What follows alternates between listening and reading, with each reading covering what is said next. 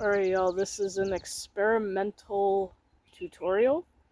We are going to try doing a mushroom style tie-dye.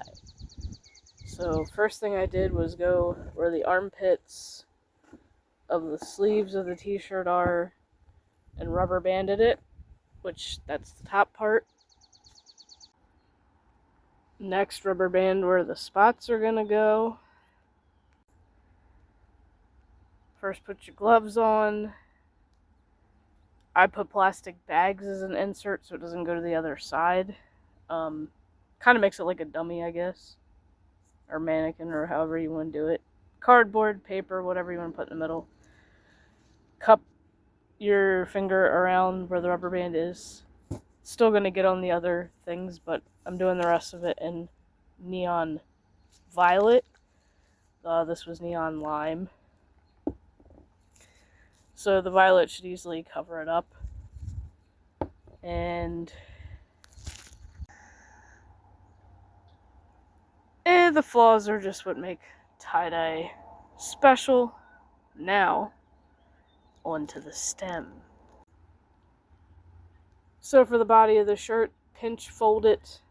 And that's the good thing with the spray tie-dye, is you don't really have to go crazy with the rubber bands as much because it'll stay put while you're spraying it on. So we're going to do black and hot pink for the stem, so it's going to be wild under black light when it's done. Always do your black first. Spread it out, and if you want to make more black and less pink, pinch it back up again so more of the white is showing. Spread it out again. And try to fill in as much of the white as possible with your hot pink.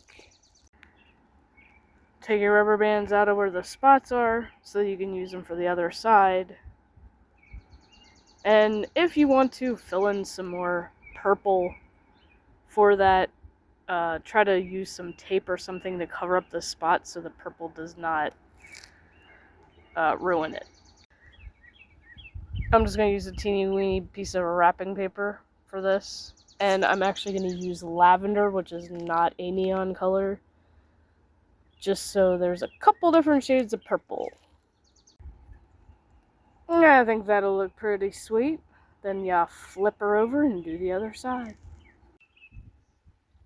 Now I'd say that came out pretty sweet, and if you don't want to leave it outside where the bugs are to dry, and you have a box fan set up, put like a pillow or something down, put an old towel, and then let it dry in front of the fan. Works just as good.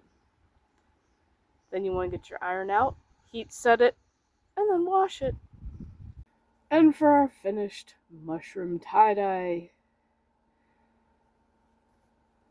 I think the bottom came out better than the top. I'm not sure if I really like this for a mushroom design. It would be nice if there were wooden mushroom ornaments that I could spray tie-dye around and then do different colors however I want to do them. Or even like a stencil would be nice. But yeah, I mean, it's definitely different. So yeah, let me know what you think in the comments. And I'll see y'all in the next tie-dye tutorial if I get another idea.